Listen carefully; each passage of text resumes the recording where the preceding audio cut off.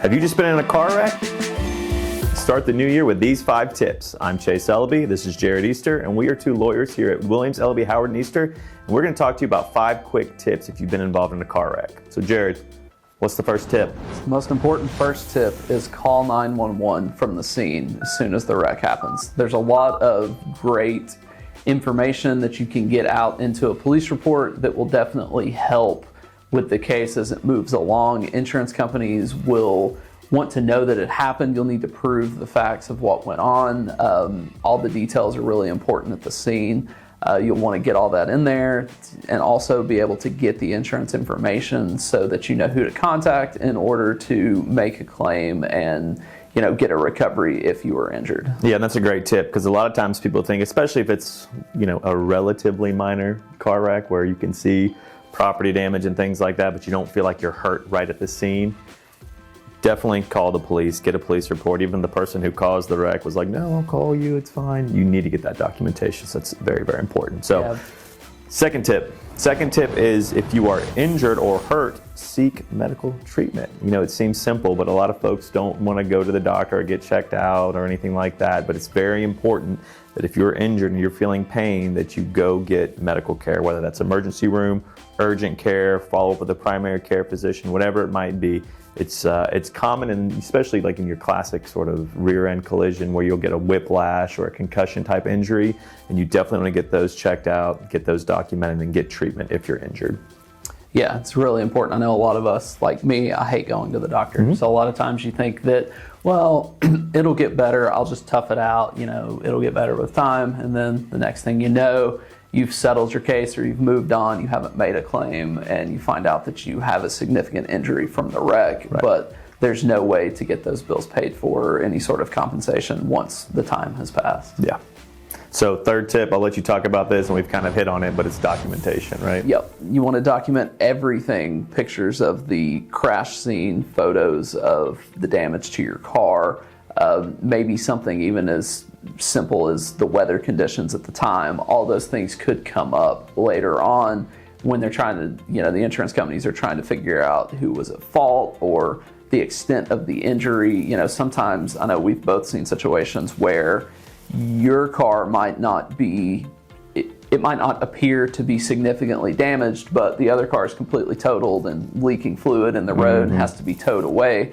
If you don't take pictures of the other car, the next thing you know, the insurance company's telling Chase and I that, well, the damage doesn't look too bad to your vehicle, so there's no way you could have been injured in this wreck. Yeah, and that's a great point. It's really, really good advice to take pictures of not only your car, but also the car that hit you. Because I know most of the time at the scene, you're just worried about your property damage, getting your car fixed. You don't even think to look at the other vehicle. You might notice it and see it, but not think, hey, a picture is going to be important, because the insurance company is going to try to do something to deny this claim or lessen what they feel their exposure might be. And including pictures, we kind of talked about the medical records. If you go and seek treatment, that's documentation, as well as the police report when you call 911, which is the first tip. So the fourth tip is to avoid talking to the insurance company, especially before you've talked to or consulted with a lawyer.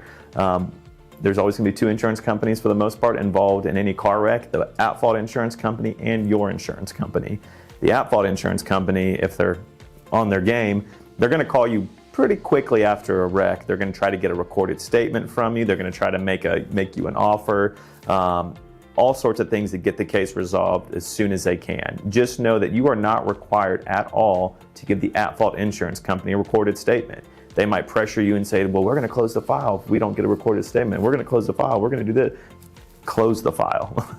Because I promise you they'll open it right back up when you go to make a claim. So just remember, you do not have to talk to the at-fault insurance company. With your insurance company, it's a little bit different. You don't have to talk to them right away.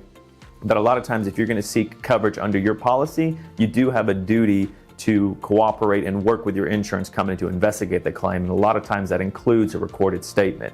So it's important that if you get in a car wreck and the insurance company is calling you or you want to talk to an insurance company, before you do that, be sure to consult with a lawyer, which Jared brings me to my 5th and final tip, which is always consult with an experienced personal injury lawyer before you resolve a case or make final decisions as to what to do.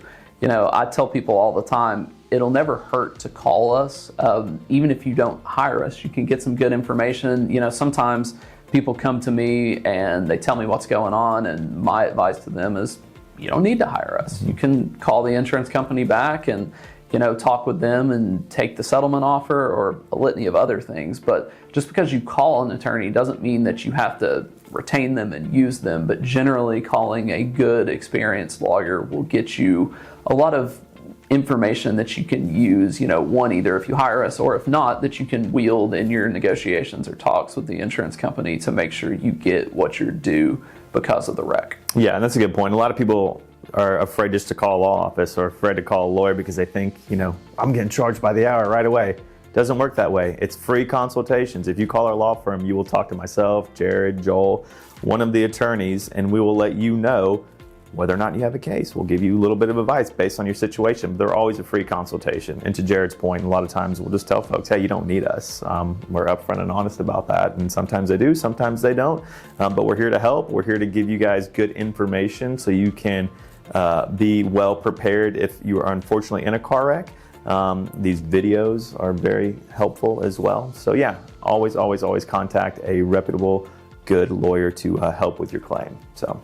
All right, well, I think that about sums it up. I hope this video has been helpful for y'all. And if you like it, please hit the like button and subscribe to our channel for future videos. As personal injury lawyers, we love what we do, and we're happy to share the experience we've gained in personal injury law. To help our family, friends, and YouTube subscribers, we've shared over 300 personal injury videos covering various injury topics. So if you'd like to gain more knowledge that may help protect yourself or a loved one when they're on the roads or out in public, check out our channel or view our playlist of shorts for quick personal injury tips.